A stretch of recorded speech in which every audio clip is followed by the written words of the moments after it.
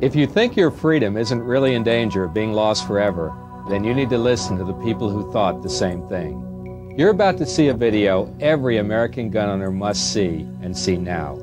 This is the most important, yet totally unreported story of our times, and it directly affects whether your kids and grandkids enjoy the same freedoms, maybe any of the freedoms, that you do. If you've ever wondered about the NRA and why we do what we do and say what we say, now you'll know. We've been called every name in the book for not giving an inch on the right to keep and bear arms. Now you'll see why. For 125 years, we've said that all gun owners must unite to fight for their rights. Now you'll see proof it's true. Whatever you think about guns and freedom, this video will make you think again.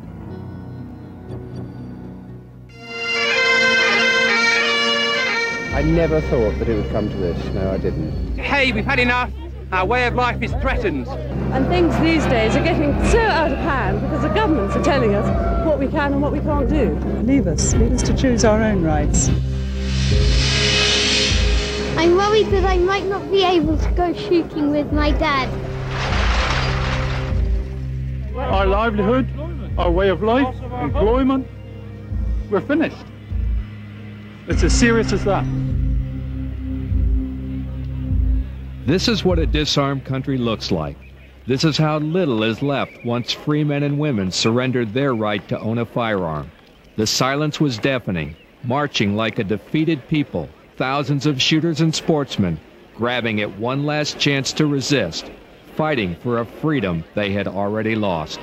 I'm not doing it for shooting, I'm doing it for freedom. I don't care if I never fire another shot, but I'm damned if I'm going to let my government make the decision for me. My father once said to me that the day you hand your guns in, that means that the country's no good to live in anymore. No one really thought that they would take your rabbit guns and your duck guns. That just couldn't happen. It was an impossibility. We thought no one would ever do anything to us. We were wrong. Too bloody late now. Once the guns are gone, you're not going to get them back. Giving into government by giving up their firearms.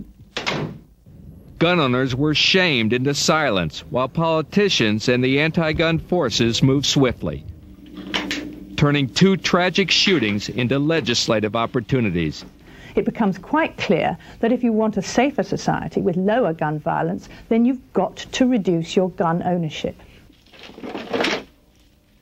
In Great Britain, a total ban on handguns. Within a year, storage rooms at police departments were filled with firearms. No matter how valuable or how rare, they were turned in by law-abiding citizens to be destroyed.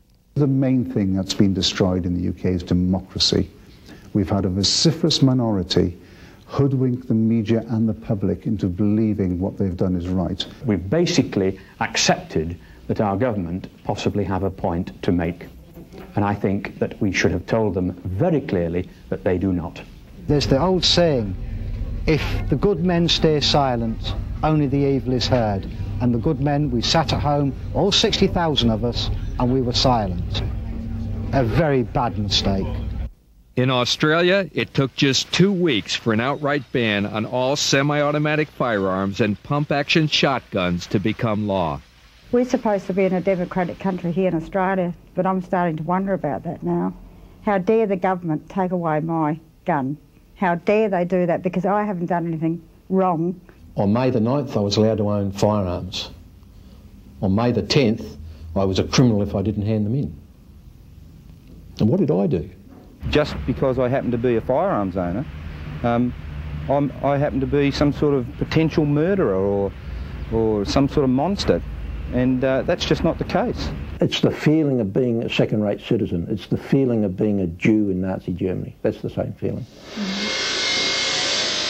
Gun owners forced to surrender their firearms to the saw blade, the scrap heap, and the blast furnace. Strike the pen. And for collectors like Len Martin, all he has left is memories. Photographs of what freedom once felt like. A cult collection worth thousands of dollars, gone forever. My family fought for this country, for his rights, my rights, and they did it for nothing. Because what we've got now is I believe we're heading for a we're close to a dictatorship. But it's more than just losing a firearm. Shooters to the line. It's losing a tradition and a cherished right. And that's a loss that can never be reclaimed. That firearm was my father's. It was mine. It was going to be my son's. And they've taken it from me. And they shouldn't be allowed to do that. The chief of firearms in South Australia said to me, "Oh, you'd be happy with the money you got for your guns, wouldn't you?" And I looked at him, I said, "You don't understand, do you? I don't want the money. I want my guns." I lost a Ruger 44 carbine rifle, which I used for pig shooting, and I lost a Rimfire 22 semi-automatic, which is the first firearm my father ever gave me, and that really hurt. A hurt that runs deep.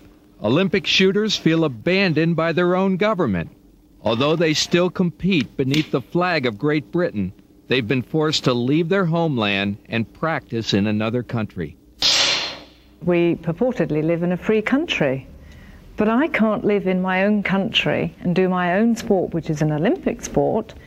I have to go to another country, somewhere else in the world, and do it.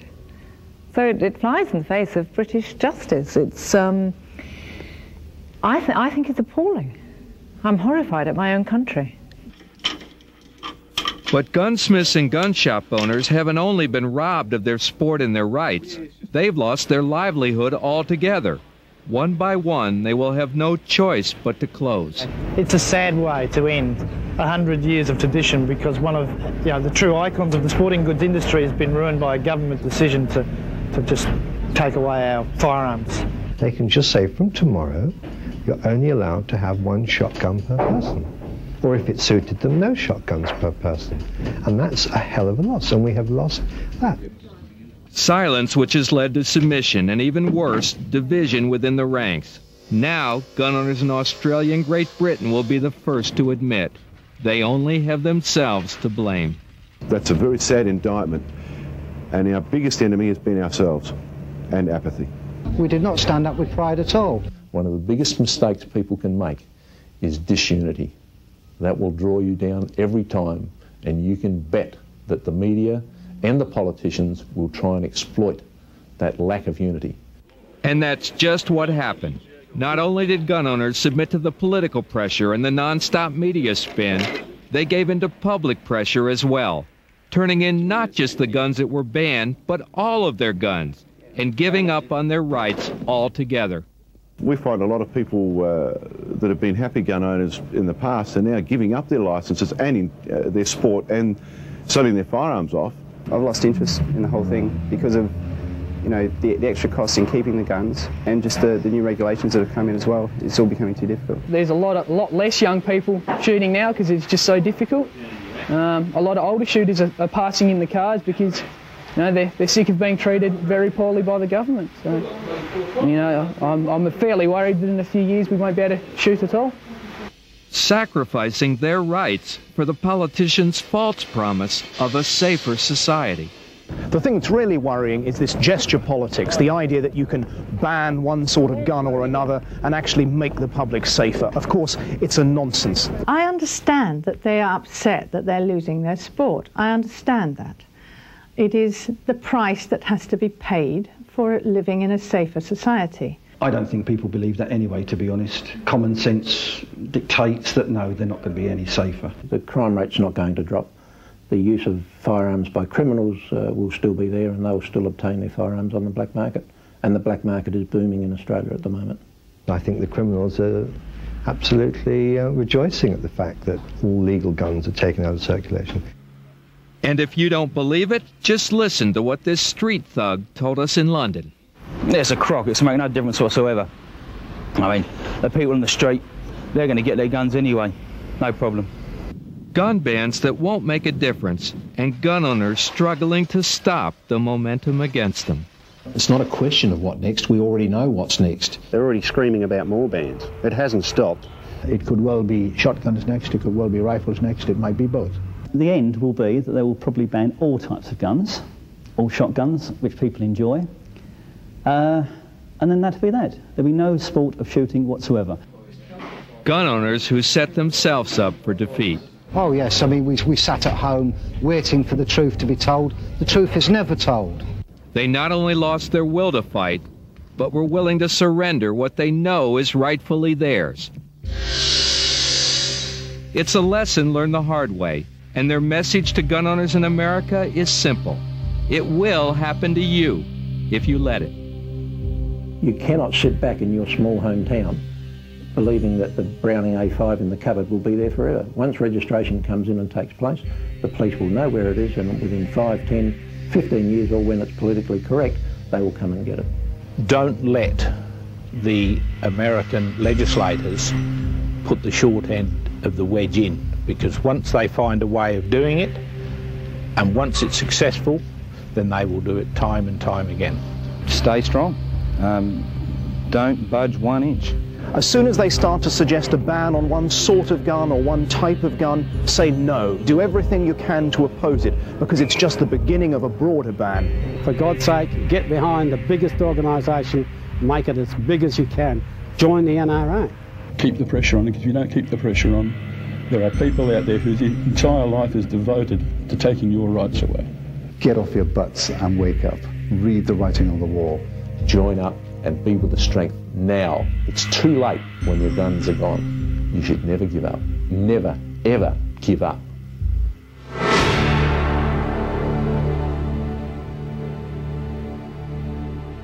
Are you going to let that happen here?